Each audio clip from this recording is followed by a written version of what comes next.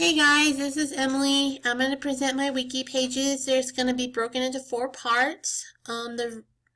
So I apologize for all the clicking and all that takes time. So for Competency 1 in the elementary book, the teacher understands human development process and applies this knowledge to plan instructional and ongoing assessments that motivate students that are responsive to their developmental characteristics and needs. I chose recognize factors affecting the social and emotional development of students in early childhood through grade 6. Lack of affection and attention, limited opportunities for verbal interactions, change in family structure, and knows that students' social and emotional development impact their development in other domains. I am kind of focusing on the social emotional development with Erickson's. So my artifact I found a YouTube video called I Make Smart Choices, Teaching Children the Importance of Smart Making Choices by Alfred for Kids. So this video is like a sing-along video, and it's about 2 animals, 2 foxes, they're both brothers, and they want to cross a river. One brother wants to go across the log because it's safe and it's more safe, while the other brother wants to cross the river, but the ice is too thin, so he decided to make a bad choice by walking on the thin ice, knowing it was going to crack, and he falls into the water, and then he realized he makes a bad choice, and he learns his lesson. So we'll go ahead with the video. Let's see.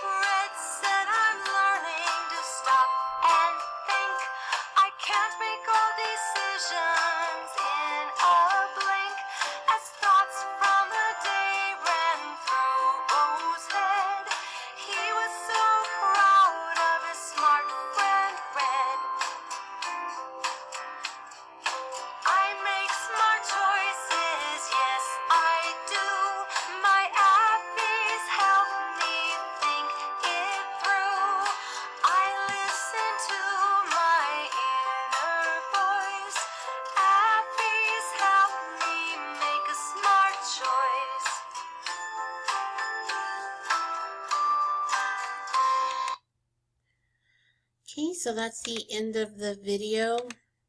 So it just teaches kids what happens when you make a bad choice or you don't think your thoughts through and you take action of your own thoughts, like the red fox did, as he just went on to the thin ice river, and then he noticed it was cracking and it was too late for him to turn back, so he fell into the water.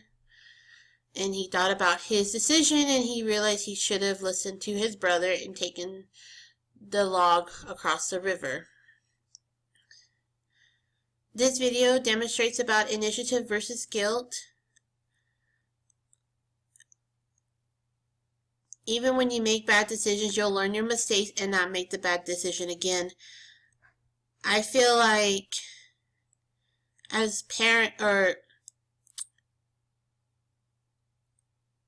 I feel like all parents shouldn't really try to make all decisions for their children. I mean, I know they're trying to look out what's best for them, but I feel like we should give the kids a little bit more of their own responsibilities and the ability to make their own decisions instead of the parents making all the decisions for us. My mom was kind of that way. She wasn't super onto most of my decisions. She kind of let me do my own decision as I got older, but I felt like it wasn't quite enough, because now in college wise I'm like, don't know what to do because I don't know none about this, and I kind of wish my mom let me grow up a little bit more and understand this type of stuff so I can be able to make my own decisions. So my product evidence is The Berenstein Bears, Trouble at School by Stan and Jan Berenstein. By reading this book, I want to see if, from my students, if they were paying attention about decision making and social development that I had discussed earlier with the video. So, on my rationale, the reason why I chose this book, Jan and Stan Berenstein base their books on everyday situations that young children can encounter at home, with friends, or at school. The main characters, brother and sister, right here is his brother, this is sister. We get to see the choices they make, whether it's good or bad decisions. It also shows the solution to the situation and teaches life lessons. I personally, ever since I was little, my mom took me to the library. These are all the books I would check out. I love these books so much. I kind of, when you grow out of them, you need to read higher. I had a hard time letting them go. That's how much I love these books. So this book is mainly about Brother Bear. This is Brother Bear. He was out of school for a few days with a cold, but instead of focusing on his makeup work that he missed from being sick, he decided to play games, toys, he likes to goof off. But then when he returns to class, he discovers his consequences of neglecting his responsibility when it comes to studying for a test. When he comes back to school, he is given a division test and he fails. And then his grandpa, Grizzly Gramps, helps brother learn that it's never too late to correct your mistakes. So now he learned all his choices. Instead of playing on his game and videos, he could have been doing his homework and passed his division test, but he chose not to, and now he knew the consequences, and now he learned his lesson. For my performance evidence, I found on a website on scholastic.com a game called Play Think It Through Game. This activity will be for students. This game will be an overall assessment for students to understand about decision making, depending on how the class does overall. For about 6 weeks, they will receive a reward. I had students to do a visual and auditory learning lesson. Now I want to do a kinesthetic learning. Have the students interact with each other through role playing. They will build their communication to one another and get to be a part of a situation and an understanding.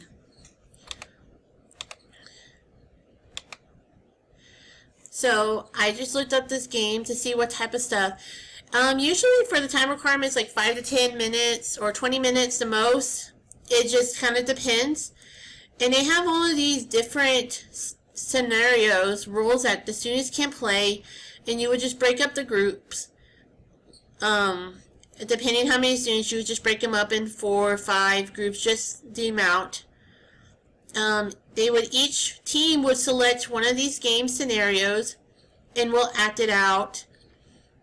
And then I would have the students to all watch, pay attention how they're acting, and then have the audience figure out what is the scenario they're doing, what's the right and wrong choices, what was the solution, because I feel like once they see it right then and there, they can all relate to it, and then they know that when you copy someone's paper, they know that's a wrong thing to do, instead of just doing their own work. It's just like they see it, you model it, and then when they see the model, they know what to do. When they get into that situation, they know, okay, that's a bad decision. I can't do that. I'm going to go and do my own work because I know it's the right decision, and I don't want to get the consequences. So that's what will really happen. And I would try to do this after modeling this. I would have my students display good decision making for 6 weeks, and then if all the students all together do this and complete the task, there are ideas of rewards I can do. I can do a pizza party, maybe a field trip, something fun for them that is a good rewardment for the students.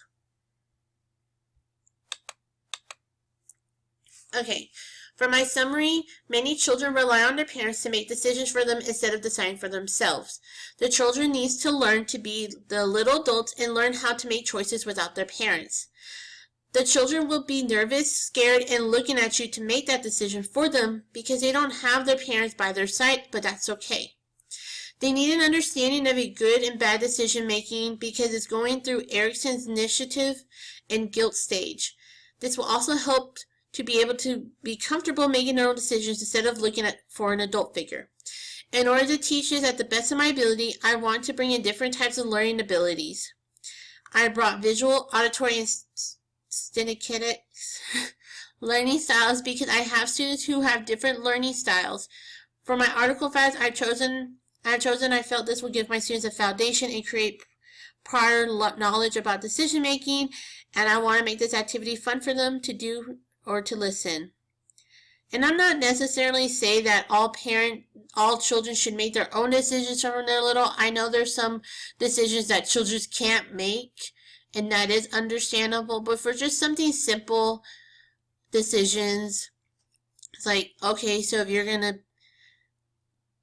you're not ready for this test, are you gonna cheat or not cheat? And if a student, and that gives them to think. Or another scenario can be